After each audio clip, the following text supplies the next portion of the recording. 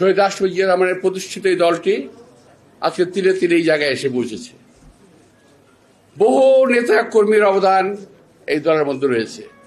তার মধ্যে পিন্টু একজন অন্যতম একজন সৈনিক, যার অবদান ভোলার মতো নয়। আমি প্রথমেই,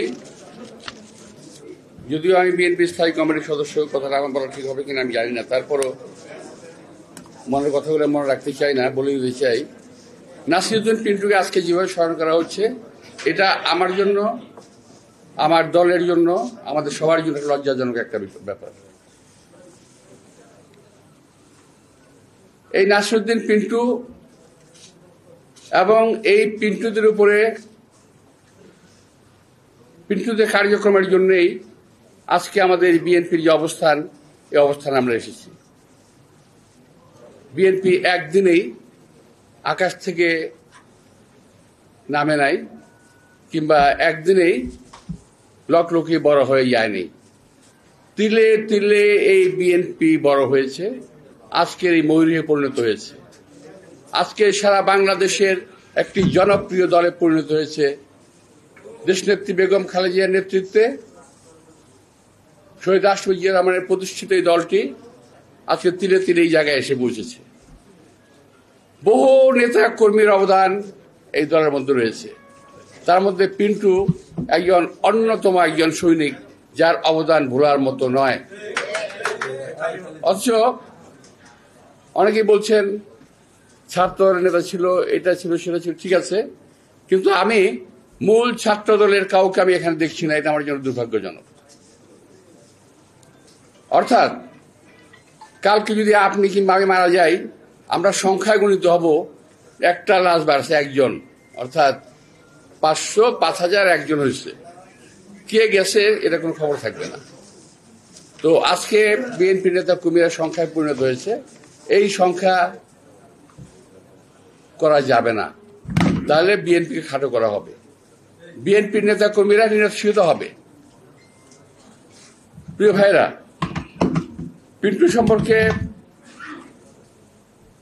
বলতে গেলে অনেক কথাই বলতে হবে। আরো পিন্টু ছিল,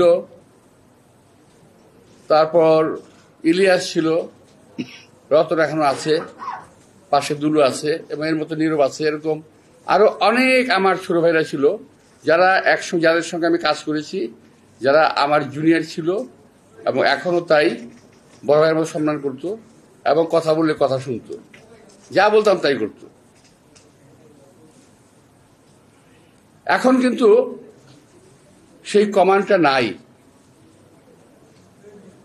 এখন যেরকম আমরা পিন্টুর কথা মনে হলেই দুলুর কথা মনে করতে হয়, দুলুর কথা মনে করতে হলে আমার কথা মনে করতে হবে, এরকম কিন্তু নাই আর বিষয়টা দলের মধ্যে। দলের মধ্যে সেই সংবেদনশীলতা আর নাই, আমাদের চলে গেছে। কিন্তু এটাকে ফিরিয়ে আনতে হবে। দলের মধ্যে যদি আমাদের নিজেদের মধ্যে নিজেদের ভালোবাসা না থাকে, তাহলে কিন্তু সেই দল বেশি দূরে যেতে পারে না, পারবেও না। দলের মধ্যে পারস্পরিক সম্পর্ক থাকতে হবে, ভালোবাসা থাকতে হবে, সহানুভূতি থাকতে হবে, তাহলে একটা দল সুন্দরভাবে দাঁড়ায়। তো বিএনপি সেই পরীক্ষা দেওয়ার সময় নাই, অনেক পার হয়ে গেছে, অনেক আগে। পিন্টুদের মতো বহু নেতা কর্মী কিন্তু ইতিমধ্যে গত হয়ে গেছে, আমি আগেই বলেছি। তো পিন্টুকে আমি স্মরণ করছি, এবং আমি খুব ভীষণভাবে অভাব বোধ করি যে আজকে পিন্টু থাকলে হয়তো এরকম হতে পারতো, আজকে ইলিয়াস থাকলে হয়তো এরকম হতে পারতো, সুমুখ থাকলে এরকম হতে পারতো। আমার বহু সহকর্মী কিন্তু আমাদের ছেড়ে চলে গেছে, আমি নাম বলতে পারবো, অনেক অনেক। তো যাই হোক, পিন্টুর 2টি হত্যাকাণ্ড হয়েছে বাংলাদেশে, 7-8টি হত্যাকাণ্ড যেগুলো হয়েছে, যেগুলো নাকি অলমোস্ট জুডিশিয়ারি কিলিং। যেমন আমাদের কিছু নেতা, যে আমাদের ইসলামিক নেতা হতে পারে, বাট তাদেরকে ফাঁসি দেওয়া হয়েছে জেলখানায়, অন্যায়ভাবে ফাঁসি দেওয়া হয়েছে। আমাদের সালাউদ্দিন গাজীকে ফাঁসি দেওয়া হয়েছে। পিন্টুকে ফাঁসি দেওয়া হয় নাই, কিন্তু তাকে হত্যা করা হয়েছে। সবগুলো হত্যাকাণ্ড। দিলওয়ার হোসেন সাঈদীকে ফাঁসি দেওয়া হয় নাই, জেলখানায় তাকে হত্যা করা হয়েছে। আজকে আমি সবচেয়ে প্রথম সেই হত্যাকাণ্ডগুলোর বিচার চাচ্ছি। প্রথম পিন্টুর হত্যাকাণ্ডের বিচার করতে হবে, এই সরকারের কাছে আমি এটার দাবি করছি। নইলে আজকে যে মিটিংটা দেখছেন আপনার, ছোট একটা মিটিং, এই মিটিং কিন্তু রাজপথে বড় হবে পিন্টুর বিচারের দাবিতে। এই মিছিল কিন্তু বড় হবে। সুতরাং ওই সময় জেলখানায় যারা ছিলেন, কাদের কারণে পিন্টুকে হত্যা করা হয়েছে, কারা হত্যা করেছে, তাদেরকে খুঁজে বের করে তাদের সাজার ব্যবস্থা করতে হবে। আমি বলছি বিচার এবং সাজা, আমি বলছি না ফাঁসি দিয়ে দেন। বিচার এবং সাজা যার যতটুকু প্রাপ্য তাকে সেটা দিতে হবে। প্রিয় ভাইরা, আজকে আমরা যেখানে দাঁড়িয়ে আছি বাংলাদেশের রাজনৈতিক অবস্থানে,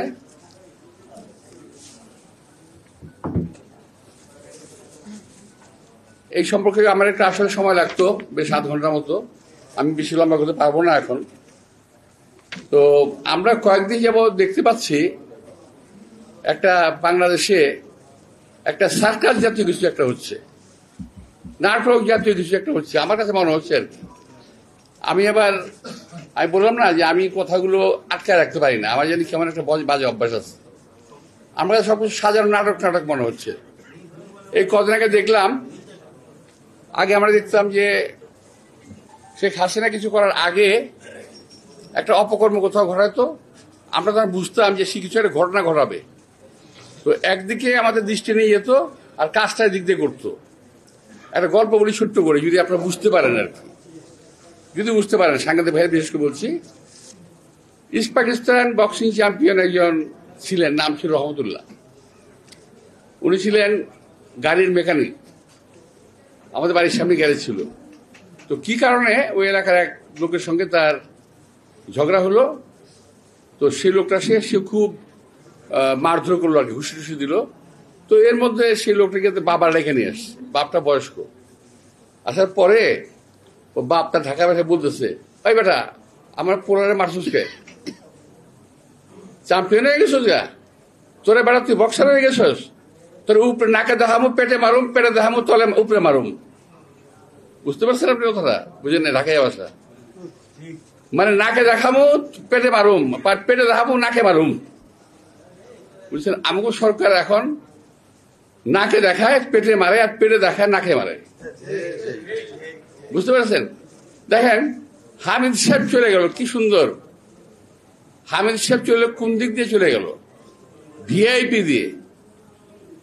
পত্রপত্রিকা দেখলাম উনি নাকি গেঞ্জি পরে, লুঙ্গি পরে, মাস্ক পরে ভিআইপি দিয়ে গেছে। ভাই লুঙ্গি পরুক, গেঞ্জি পরুক, আর ল্যাংটা হয়ে যাক, ভিআইপিতে ঢুকলো কিভাবে? ভিআইপিতে ঢুকে কিভাবে? যদি একান্ত পরিচিত না হয় কিংবা সেই ভিআইপি লোক না হয়, সে ভিআইপি ট্রিটমেন্ট নিয়ে এয়ারপোর্ট দিয়ে পার হয়ে গেল। আমার সরকার বলে কিছু জানি না। 622 জন আওয়ামী লীগের লোক পার হয়ে গেল, এই সরকার বলে আমরা কিছু জানি না। জানেন কি? এই জানাটা খুব দরকার। আপনারা কি জানেন? এইটা আমাদের জানা দরকার। কি জানেন আপনারা? কিছুই জানেন না। তো এখন সেদিক থেকে নজর ফেরানোর জন্য আরো জানি কি ঘুরতেছে, আমার খুব সন্দেহ হচ্ছে আরো জানি কি ঘুরতেছে। নইলে শাহবাগের এই নাটক কেন হঠাৎ করে?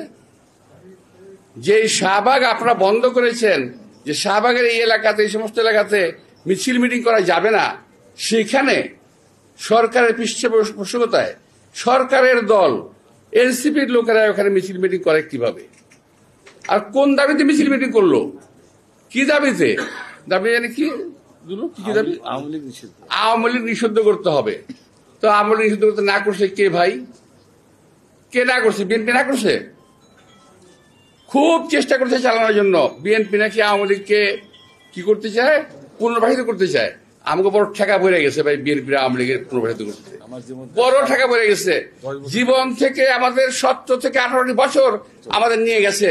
পরিবার পরিজন থেকে বিচ্ছিন্ন হয়েছি, স্বাস্থ্যহানি করেছে। আমাদের পরিবার পরিজন কেউ সুস্থভাবে বেঁচে থাকতে পারে নাই। এখানে যারা আছে, একটি কর্মীও তার বাড়িতে 17 বছর ঘুমাতে পারেনি শান্তি। আর সেই আওয়ামী লীগের সঙ্গে আমরা করব, ওদেরকে আমরা আবার প্রতিপালন করব, আবার ওদেরকে পুনর্বাসন করব।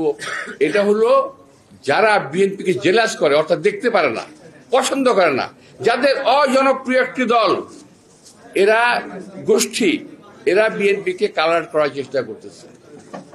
আচ্ছা, আমি আর বলি, শুধু এটা না, এই সম্পর্কে আমাদের সেক্রেটারি জেনারেল ফখরুল সাহেব স্পষ্ট বক্তব্য রেখেছেন, আমাদের স্ট্যান্ডিং কমিটির মঈন সাহেব স্পষ্ট বক্তব্য রেখেছেন। আমি এখন থেকে 1-1.5 মাস আগে বক্তব্য রেখেছি এই প্রেস ক্লাবে, আপনাদের মনে থাকতে পারে। 24শে এপ্রিল পরিষ্কার ভাষায় বক্তব্য রেখেছিলাম। আমি আপনাদেরকে শোনাই কি বক্তব্য রেখেছিলাম। আমি এখন রেকর্ড রাখতে হয়তো 24শে এপ্রিল মনে রাখবেন দয়া করে আপনারা। বিএনপি আওয়ামী লীগকে পুনর্বাসিত করার চেষ্টা করতেছে।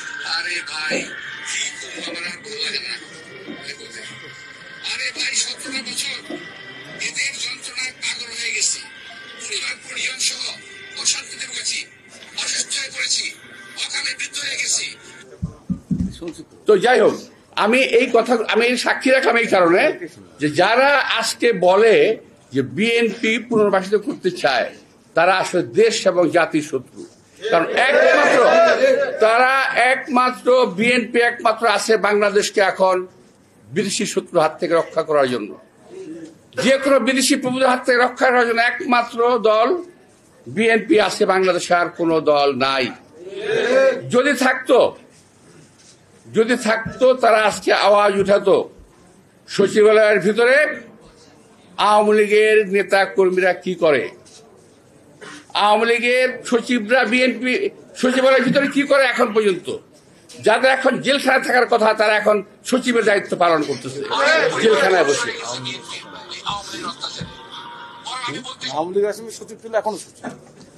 ওরা আওয়ামী লীগের আমার সচিব ছিল, এখনো সচিব।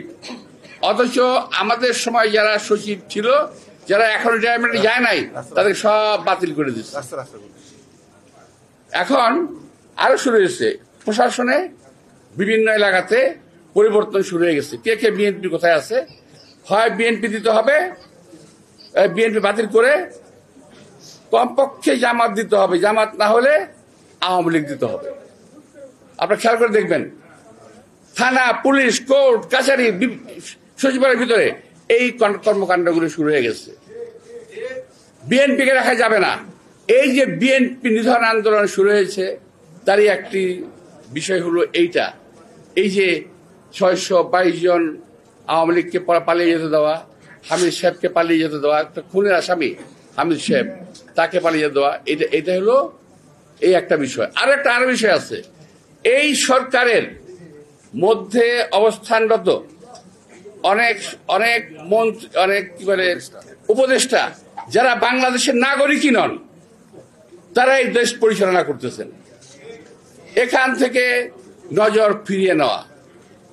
আমার মনে হয় মাঝে মাঝে আমরা কি ঔপনিবেশিক শাসনে আছি?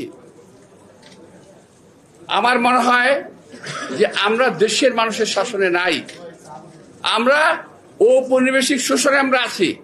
নইলে আজকে একটি কথা আমি দেখছি, একটি জিনিস, সবাই তো দেশপ্রেম করে দাবি করেন ভাই,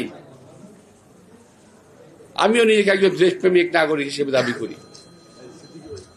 আমি অন্য কারো কথা বলছি না, আমি আমার নিজের পক্ষ থেকে বলছি, দায়িত্ব নিয়ে বলছি যে আমি কেন ইচ্ছা করলে সেন্ট মার্টিন যেতে পারি না, আমি কেন ইচ্ছা করলে সাজেক যেতে পারবো না, আমি কেন ইচ্ছা করলে বাগাইছড়ি যেতে পারবো না। আমি একটু এই সরকারের কাছ থেকে জানতে চাই, আমরা কি কোনো পরাধীন রাষ্ট্রে বসবাস করি? আমাদেরকে সেন্ট মার্টিন, বাগাইছড়ি কিংবা সাজেক যেতে পাসপোর্ট ভিসা লাগবে? আমি এই সরকারের কাছে স্পষ্ট উত্তর জানতে চাই, ঘটনাটা কি। আমি এটাও বুঝি না, আমার এনসিপি ভাইয়েরা যারা বলতে চান দ্বিতীয় স্বাধীনতা, তারা এই সম্বন্ধে কথা বলছেন না কেন? তারা কেন কথা বলছেন না? আর কেউ যদি আমাকে প্রশ্ন করে আপনি কেন বলছেন, আমি বলছি এই কারণে এই দেশটাকে আমরা যুদ্ধ করে স্বাধীন করেছি। সুতরাং এই দেশটাকে শহীদ রাষ্ট্রপতি জিয়াউর রহমান যুদ্ধ করে স্বাধীন করেছে, কারো কাছে বিক্রি করে দেওয়ার জন্য নয়। প্রিয় ভাইরা, আমার আসলে অনেক বলার ছিল, আমার একটু একটা প্রোগ্রাম আছে যেতে হবে তাই।